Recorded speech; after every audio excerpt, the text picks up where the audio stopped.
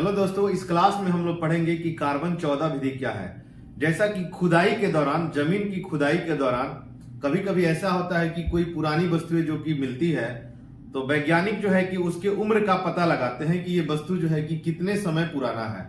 तो इस वस्तु के उम्र का पता लगाने के लिए एक वैज्ञानिक विधि का प्रयोग किया जाता है, उसका नाम है कार्बन 14 विधि। तो इस क्लास में हम लोग ये पढ़ेंगे कि कार्बन 14 विधि क्या है और कैसे इसका उपयोग किया जाता है। तो आप शुरू से अंत तक इस वीडियो को देखिएगा और आपको आसानी से समझ में आ जाएगा कि कार्बन 14 विधि क्या है।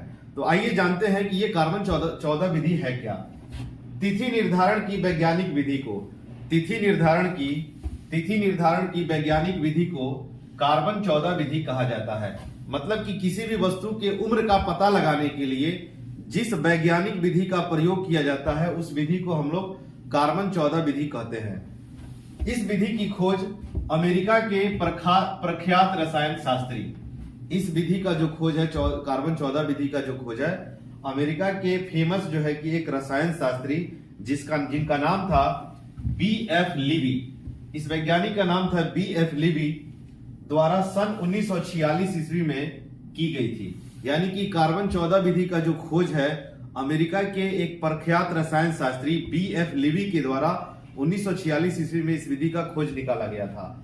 इस विधि के अनुसार किसी भी जीवित वस्तु में, अब देखिए ये विधि है क्या, कैसे काम करता है। इस विधि के अनुसार किसी भी जीवित वस्तु में कार्बन 12 और कार्बन 14 की जो मात्रा जो है वो समान होती है। इस विधि के अनुसार ये बताया गया है कि किसी भी जीवित वस्तु में कार्बन 12 की मात्रा और कार्बन 14 की मात्रा समान होती है। लेकिन मृत्यु अथवा विनाश, जैसे कि वस्तु जो है कि कोई भी जीवित वस्तु मर गया, समाप्त हो गया, तो विनाश की अवस्था में कार्बन 12 C12 तो स्थिर रहता है, वो फिक्स रहता है। लेकिन C14 जो है ना निरंतर क्षय होने लगता है। मतलब कहने का मतलब यह हुआ कि जब जीवित था तो उसमें C12 और C14 समान मात्रा में थे, लेकिन जैसे वो वस्तु मृत हो गया तो ऐसा हुआ क्या कि मृत होने के बाद C12 तो उसमें फिक्स रहेगा, लेकिन C14 की जो मात्रा है वो धीरे धीरे घटती चली जाती है, क्षय होने लगती है। तो कार्बन का जो अर्ध आयु जो है ना, कार्बन का अर्ध आयु काल 5568 प्लस माइनस 30। इसका मतलब क्या है? इसका मतलब क्या है कि 5568 और प्लस माइनस 30 कार्बन का अर्ध आयु मतलब आधा उम्र 5568 वर्ष, तो प्लस माइनस 30 का मतलब हुआ 30 साल आप घटा भी सकते हैं, 30 साल आप कम भी कर सकते हैं। इतना साल, इतना वर्ष होता है। अर्थात इसका मतलब यह हुआ कि इतने वर्षों में उस पदार्थ में C14 की मात्रा आधी रह जाती है, मतलब उसका उम्र आधा हो जाता है। आइए इसको एक सिंपल से एग्जाम्पल से समझते हैं। जैसे मान लीजिए कि कोई वस्तु जो था ना, जब वो वस्तु जीवित था तो उसमें C12 और C14 इसकी मात्रा 10 थी और इसकी भी मात्रा 10 थी। अगर ये वस्तु जीवित था तो C12 और C14 की मात्रा 10 थी।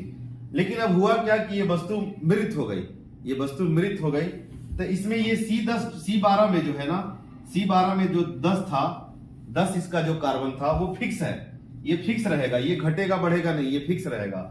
लेकिन C14 की जो मात्रा है ना वो घटती चली जाएगी और कुछ समय के बाद ये जो है इसमें जो 10 था C14 अब ये 5 हो गया। कुछ समय के बाद ये देखा गया कि जो C14 की मात्रा है वो 10 से 5 हो गई। जब 10 से 5 हो गई मतलब ये आधा हो गया। इसका मतलब है कि इसका उम्र कितना हो गया?